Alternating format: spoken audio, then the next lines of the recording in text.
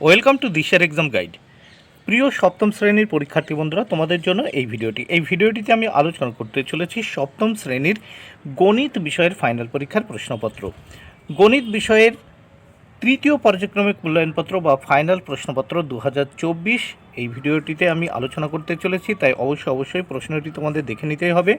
সম্পূর্ণ সিসি পদ্ধতি অনুসরণ করে প্রশ্নপত্রটি তৈরি হয়েছে। পূর্ণমান 70। সপ্তম শ্রেণীর বিষয় গণিত, 2 ঘন্টা 30 মিনিট সময়। এবার প্রথমে আমরা দেখে নেব ছোট প্রশ্নগুলো, যেগুলো এক কথায় করতে হবে, বা এখানে দেখো সঠিক উত্তরটি তোমাদের নির্বাচন করতে হবে। এর জন্য 6 মার্ক।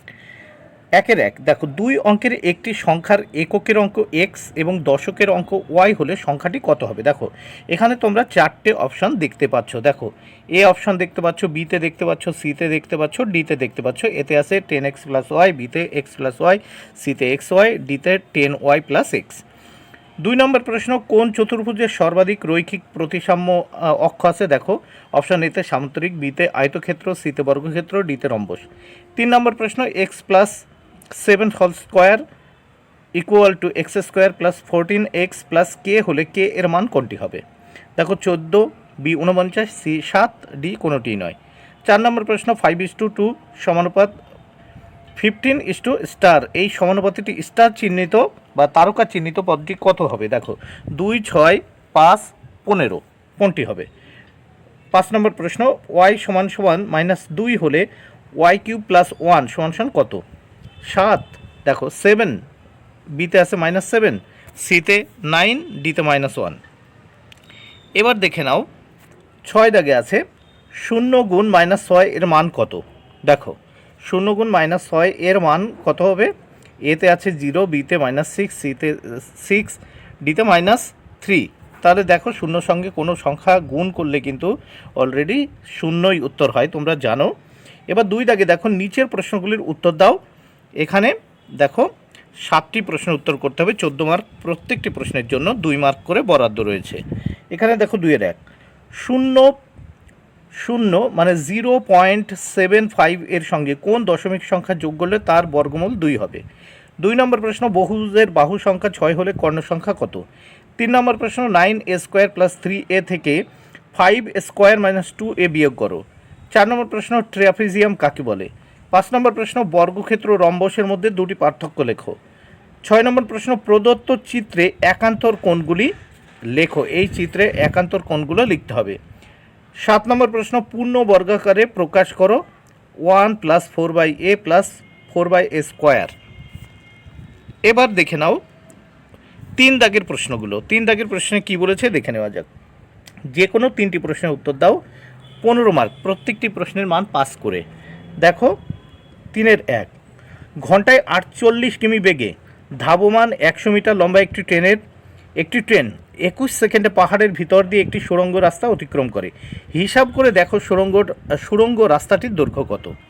2 নম্বর প্রশ্ন, একটি আয়তক্ষেত্রাকার হল ঘরের দৈর্ঘ্য 30 মিটার এবং প্রস্থ 18 মিটার।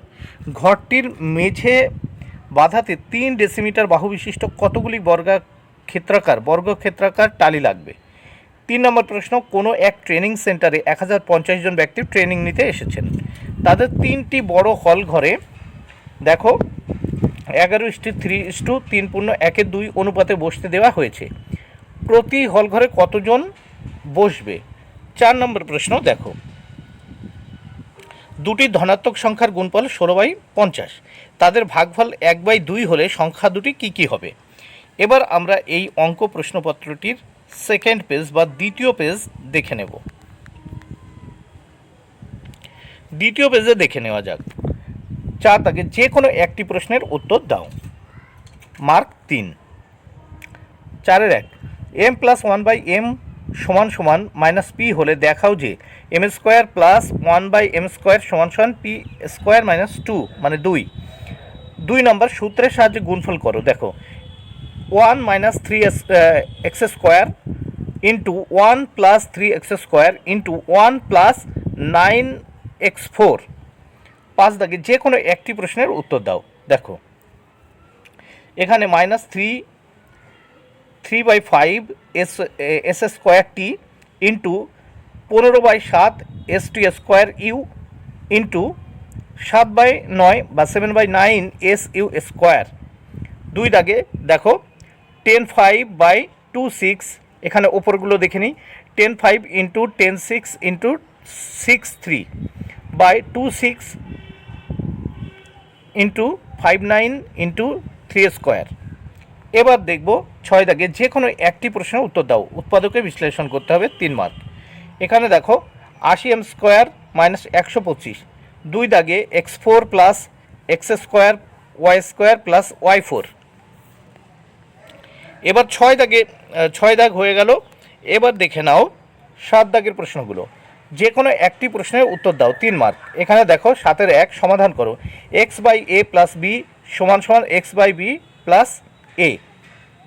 2 দাগে দেখো সমীকরণ গঠন করে সমাধান করো। আমার ব্যাগে 5 টাকার ও 10 টাকার মোট মুদ্রা সংখ্যা 20টি। ব্যাগে মোট 145 টাকা থাকলে কোন মুদ্রা কতগুলি আছে? 8 দাগে দেখো যে কোনো দুটি প্রশ্নের উত্তর দাও, 10 মার্ক। প্রত্যেকটি প্রশ্নের জন্য 5 মার্ক করে বরাদ্দ রয়েছে, দেখে নেওয়া যাক।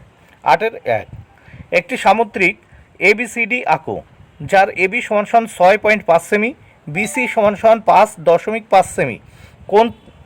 কোন ABC সমান সমান 45 ডিগ্রি।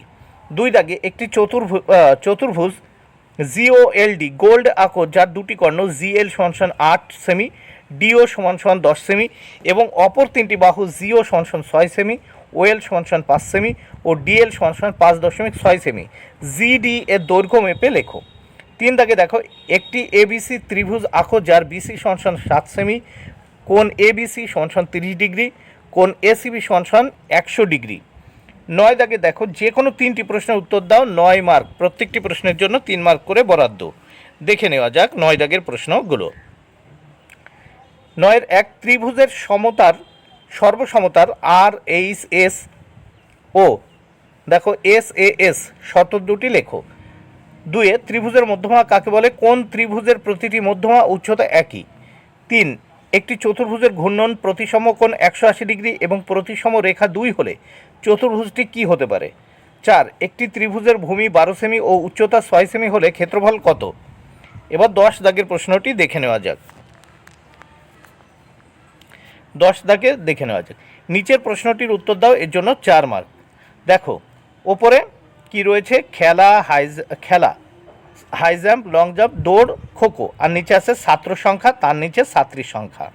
তাহলে দেখো হাই জাম্পে অংশগ্রহণ করেছে ছাত্র 450, ছাত্রী 275। লং জাম্পে ছাত্র 425, ছাত্রী 350। দৌড়ে 550 ছাত্র, ছাত্রী 425। খোখো খেলায় 275 ছাত্র, 225 ছাত্রী। উপরিলিখিত তথ্যকে দ্বি-স্তম্ভ লেখার মাধ্যমে প্রকাশ করো। বন্ধুরা, তোমরা প্রশ্নপত্রটি দেখে নিলে, অবশ্যই ভালো লাগলে লাইক, কমেন্ট ও শেয়ার করো। Thank you very much.